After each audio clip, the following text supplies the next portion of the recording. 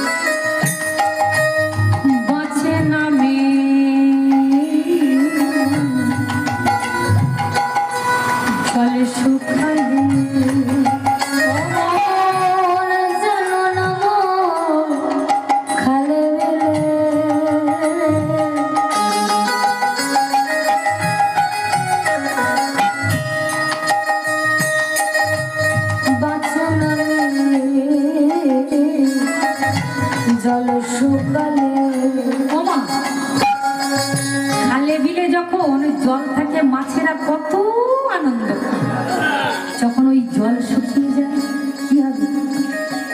কি বলছে মনোযোগ? জানো না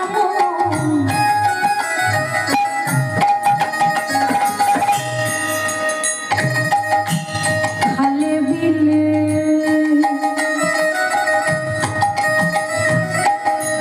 বাঁচে নামে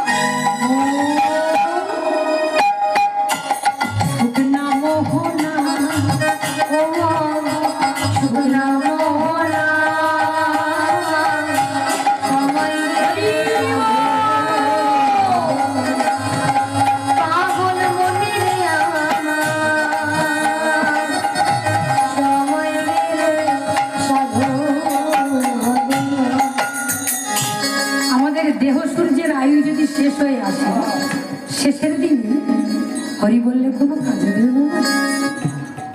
অল্প বয়সে ভজে কৃষ্ণ পাইবারে আসে, মধ্য বয়সে ভজে কৃষ্ণ আসে কি না আসে, আর বৃদ্ধ বয়সে ভজে কৃষ্ণ জমের তার আসে। তা কি বলছে?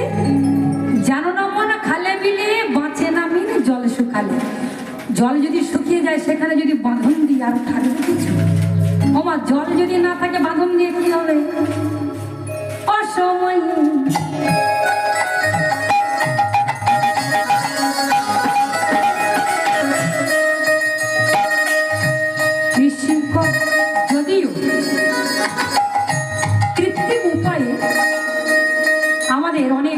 চাষবাস করা হয়।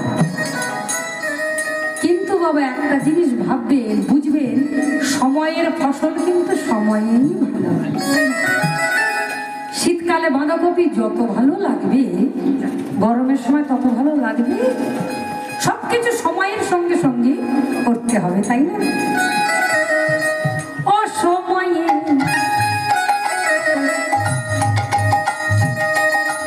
কৃষি করে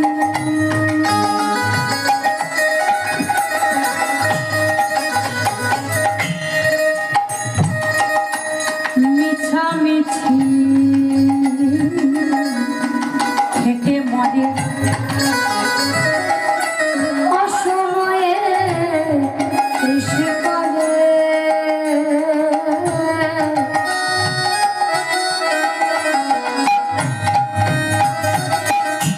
মিছামিছি খেটে মরে। গাজী যদিও বা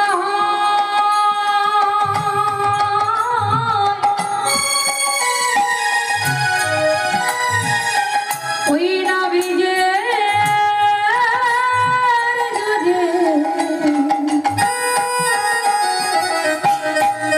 কি হয় ফালতু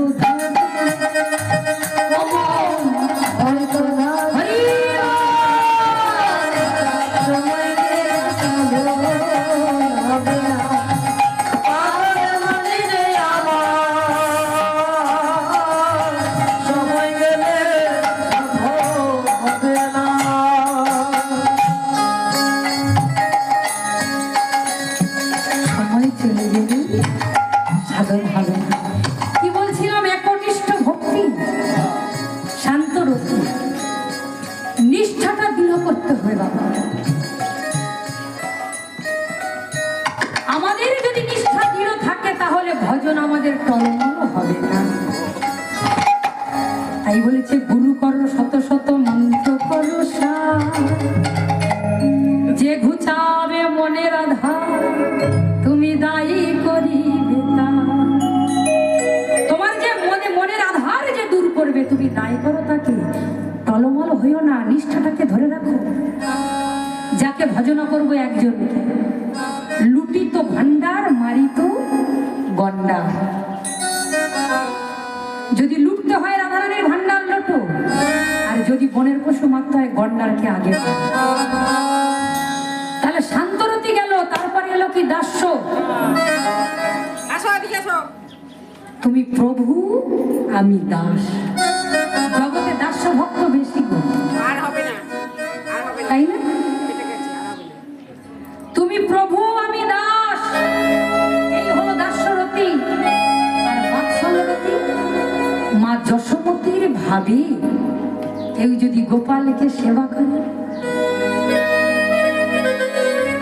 ব্রজের সেই ভাব নিয়ে মাতা যশোমতীর ভাবে বিভাবিত হয়ে যদি কেউ গোপাল সেবা দেয়, এটা বাৎসল্যরতিতে পরিণত হয়।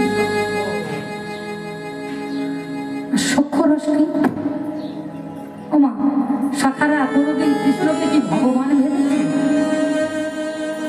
বনের মিষ্ঠ ফল পেরেছে, নিজেরা সেবা করে দেখেছে বিষ না ভালো।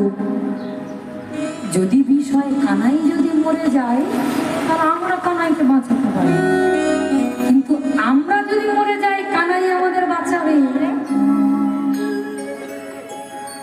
তাই না?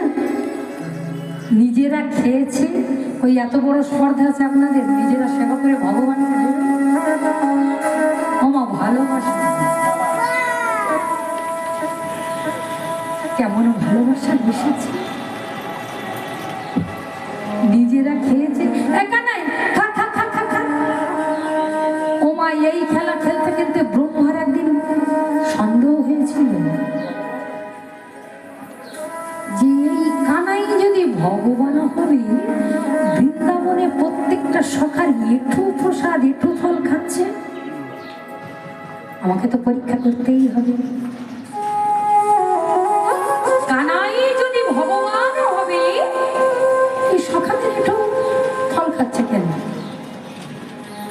ওমা কি করেছে, নবরূপ গেল সখাদেরকে নিয়ে বীজ ওই গহ্বরে লুকিয়ে রেখেছেন। অন্তর্যামী গোবিন্দ জানতে কি বাকি থাকে? বৃক্ষের একটা পাতা পড়া না পড়া যদি তার ভান্ডারে থাকে, জানতে বাকি থাকে? আবার বাবা সেই নবলক্ষ ধেনু তৈরি করেছে, সখাদেরকে নিয়ে আবার খেলছে। এই কি? তখন নিজের ভুল বুঝতে পেরে ব্রহ্মা গিয়ে ভগবানকে কি বলছে? ভগবান,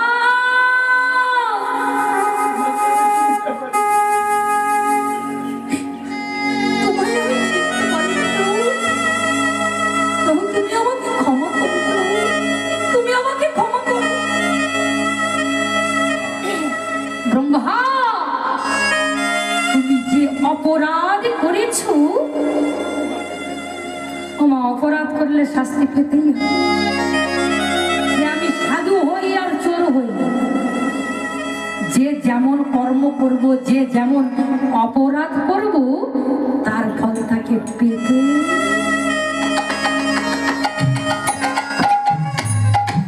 আপনি তিলকমালা নিয়েছেন, সাধু হয়েছেন বললে আপনার অপরাধের ক্ষমা আছে? কখনো নয়। ব্রহ্মা ছাড়পত্র পাইনি। ব্রহ্মা, তুমি যে অপরাধ করেছো, যাও যবনের মতো কর্ম করেছো, তাই তোমার যবন কুলে জন্ম। ব্রহ্ম হরিদাস যবন কুলে জন্ম হয়েছিল, কি হয়েছিল? তাহলে যে যেমন কর্ম করবো তার ফল পেতেই হবে। এই হলো সূক্ষ্ম রসের ভালোবাসা। বাৎসল্যময়ী মা বলেছি, এবার আসছে মধুর। তারা ভালোবেসেছেন ব্রজ গোপীগণ, শ্রীমতী রাধারানী সহ অষ্টসখী।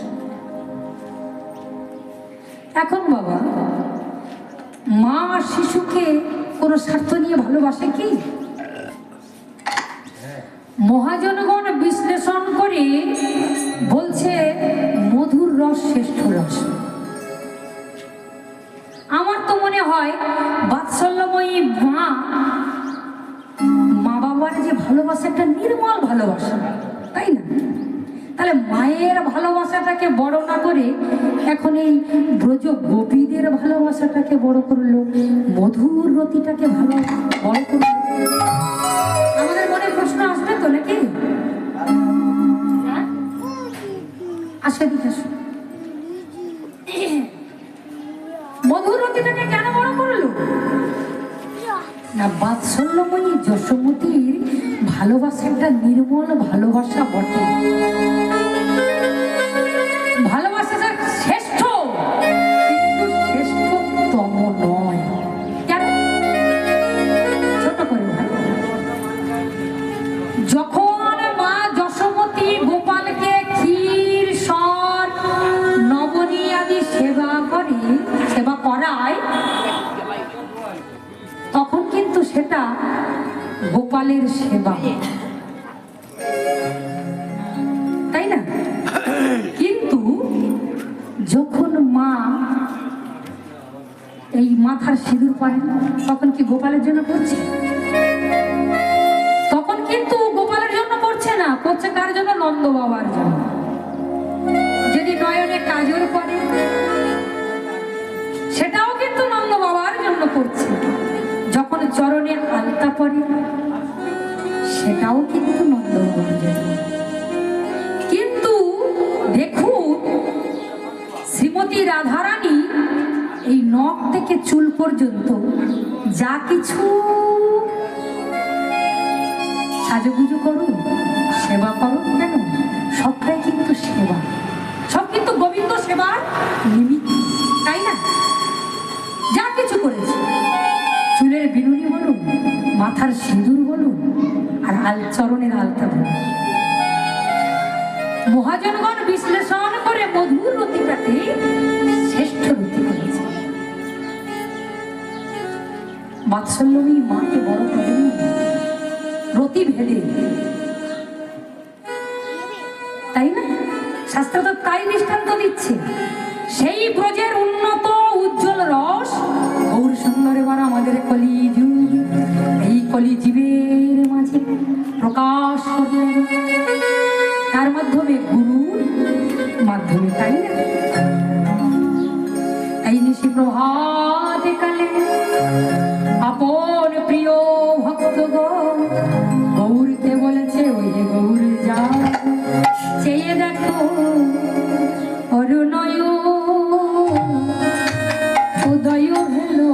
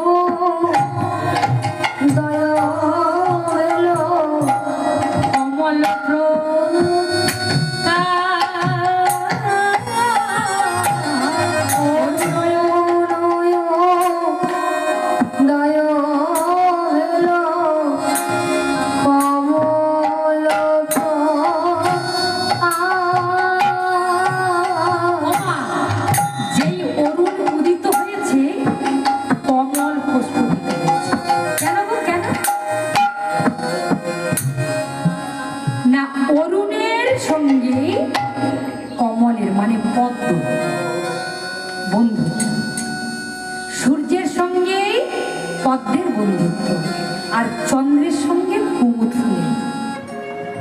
গগনে যখন চাঁদ ওঠে, চাঁদের অন্ধকারে কিন্তু এই কুমুদ ফুল অর্থাৎ শাপলা প্রস্ফুটিত, তাই তো বাবা? আর অরুণ উদয় হলে কমল প্রস্ফুটিত হয়। তাই মহাজন কি বলেছে? অরুণয় উদয় হলো,